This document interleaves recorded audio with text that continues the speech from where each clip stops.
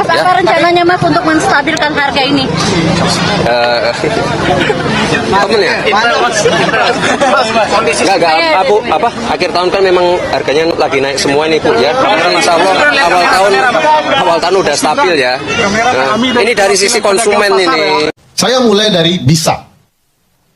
Tidak mungkin kita melantik seorang yang terbukti melanggar hukum, melanggar moral untuk jadi presiden dan atau wakil presiden. Konsep sistem presidensial, wakil presiden itu adalah ban serap. Mohon maaf bahasanya, tapi ini benar. Wakil presiden itu disiapkan kalau kemudian ban utama mengalami kerusakan ketika kita dalam menjalani proses bernegara. Tetapi bolehkah kita mengatakan posisi wakil presiden karena dia ban serap tidak penting? Lebih konyol lagi. Kalau ban utama rusak, ternyata ban serapnya rusak.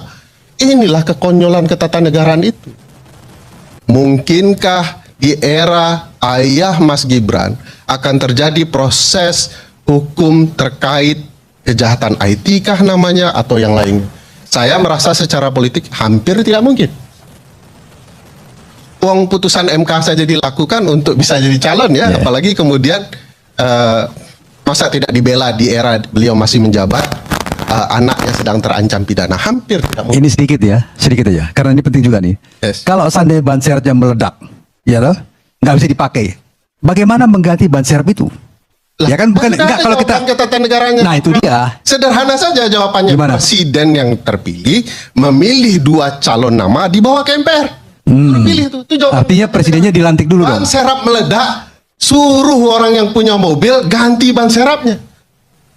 Jawaban ketatanegaraan. Artinya dilantik dulu presidennya kan? Ya, itu kan bicara kalau Ya. kan pertanyaan Prof adalah kalau ban serapnya Meledak. sudah dilantik dulu di. Ya. Nah, oke kan ya? Ya. Saya mau melanjutkan poin sebelum dilantik ini. Menurut saya kasus Fufu Fafa ini yang menarik secara moral Bang Iwan adalah ada pernyataan begini ya. Ini yang bagian sangat penting menurut saya. Dia mengatakan silahkan tanya kepada yang punya akun. Bagaimana kalau secara hukum terbukti yang punya akun adalah Mas Gibran? Sebagai anak muda ditawarkan private jet, saya naik gratis. Tapi begitu dikatakan nebeng, ini kan ada problematika moralitas. Ceto welo-welo itu gratifikasi. Dan KPK masih bela. KPK bilang bahwa karena ini adalah fasilitas negara, maka bisa dikonversi dengan pergantian uang. KPK juga immoral. Bagaimana mungkin pesawat privat jet dikatakan fasilitas negara? Hanya demi membela anak presiden gitu ya. Nah, paling menarik pasal 169 huruf J Undang-Undang 7 yang bicara soal syarat menjadi presiden. Katanya, apa yang dijadikan syarat adalah seorang presiden dan atau wakil presiden tidak boleh cacat etika dan moral, baik menurut agama, masyarakat, dan lain-lain. Kalau benar akun Fufu Fafa itu adalah Mas Gibran, lalu disangkal oleh Mas Gibran, terbukti secara hukum, bagaimana? Kita punya wakil presiden yang berbohong di ratusan juta, 200-an juta warga negara Indonesia. Anak-anak kecil kita melihat begini jadi caranya jadi wakil presiden yang baik. Bohong saja ke depan publik. Maka peristiwa immoral ini diperbolehkan secara ketatanegaraan. Ya teman-teman, kembali lagi bersama saya di channel ini. Teman-teman, di mana tadi kita telah melihat cuplikan video yang begitu menarik. Jadi di sini teman-teman, mari kita lihat apa yang menjadi tanggapan dari para netizen tentang cuplikan video tersebut. Ya, di sini disampaikan ada benarnya kata para penjahat, para jenderal-jenderal cerdas gak layak banget jadi wapres. Nah, selanjutnya, beginikah wapres sedih, hancur, malu, kecewa, turunkan segera. Ya, amit-amit dosa apa negeri ini dulu, ayahku berjuang taruhan nyawa ujung dapat pemimpin kayak gini. Ya, jangan dipelihara orang yang kayak begini mah bikin negara hancur, masih banyak orang yang pintar daripada dia. Itu makanya kalau jadi wakil presiden dipaksakan semua kacau balau di Nyabeyek dan di luar sana, ya yang pantas untuk jadi dipilih sebagai wapres. Ya, selanjutnya teman-teman di sini dicatat dan disampaikan bahwa sedih gue kalau kok bisa negeri tercinta ini punya seorang wapres seperti dia. Apalagi jika mau membayangkan wapres terdahulu seperti Bung Hatta, Hamengkubuwono, B.J. Habibie ataupun Trisno. Ya, selanjutnya asli gue malu negara sebesar ini dengan 200 juta lebih rakyat, tapi karena harus bocah pelongon yang dipilih, apa di negeri ini sudah gak ada orang pintar yang lebih berintegritas. Selanjutnya di sini korban bansos di amplop haram hasil korupsi. Nah, campur aduk perasaan lihatnya antar malu, sedih, muak, geram, prihatin, marah, kesal, tidak percaya, dan lucu atas kedungaannya itu. Betul banget. Ya, teman-teman di sini disampaikan komunikasi saya emang gak seperti orang biasa, tapi kayak ODGJ. Ya, Gibran ini ngomongnya selalu gak nyambung. Malu aku punya wapres seperti ini. Nah, di sini teman-teman disampaikan lagi, anak begini jadi wapres, aduh enggak mutu, banyak anak bangsa yang berlian, heran saya. Pak Prabowo maksa kehendak karena ingin berkuasa jadi begini. Ya, yang salah Mbak Rosi dan Mbak Mana, ngundang orang bodoh belum psikopat jadi puyeng sendiri kan. Ngomong aja gak becus, pemilu habis uang triliunan dapat wapres kayak gini. Nah, paling senang dengar Gibran ngomong seperti nonton lawak, bisa bikin senyum dan hati gembira. Mbak Rosi dan Mbak Nazwa kan masih banyak kerjaan lain. Saya orang deso aja, males dengerin jawaban, mending wawancarai Rocky Gerung biar jadi pinter. Nah, selanjutnya dibalik terpilihnya Fafa, ternyata ada orang tua yang luar biasa tega menjerumuskan anaknya. Ada orang tua yang luar biasa tega menunjukkan anaknya yang kosong, ditanya apa jawabannya, entahlah. Nah, selanjutnya mau berapapun banyak konsultannya, mau siapapun konsultannya, mau dari manapun konsultannya, kalau memang dasarnya cuma begitu, ya segitu aja. Nah, sangat cerdas sekali isi kata-katanya, berbobot, plus wajahnya berwibawa. Emang si Fufu Fafa ternak Mulyono gak pernah gagal. Ini akibat dari gerombolan penjahat bangsa yang meloloskan anak ini jadi cawapres. Muak aku lihat negara ini, bubarkan negara ini.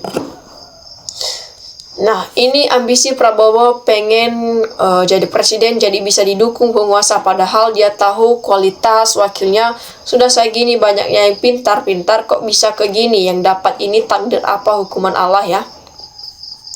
Sial banget bangsa sebesar ini punya pemimpin sekelas beginian, menjijikan hadeh.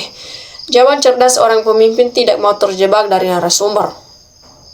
Nah, ketika awal dicalonkan wapres oleh orang-orang gak normal, saya teringat siswa SMP yang saya ajar pintar bahasa Inggrisnya, jago matematika, jago langsung istighfar, ya Allah seastaga itu orang yang mencalonkan dia jadi wapres. Nah, di sini disampaikan perjanjian politik Prabowo, Jokowi, dan Megawati mengharuskan Gibran menjadi boneka wakil presiden. Semoga Allah cepat mematikan para pengkhianat di negeri ini. Karena gaya komunikasi saya tidak seperti orang biasa, melainkan seperti orang liar.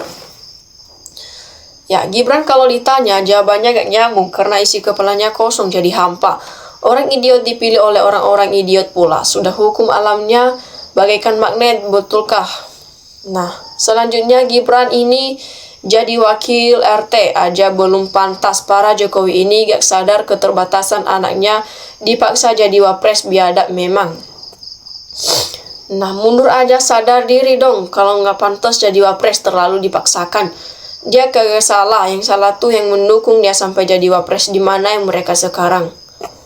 Nah, selanjutnya saya saja yang pilih Gibran, dan malu lihat orang kayak gini. Apalagi yang milih pendukungnya itu pun kalau bertekar sehat. Kalau orang-orang ada malu udah tahu gak sanggup memimpin, pastinya dia akan mundur lah. Jawaban itu diukur dari standar pikirannya. Orang sudah bisa menilai siapa si Gibran ini.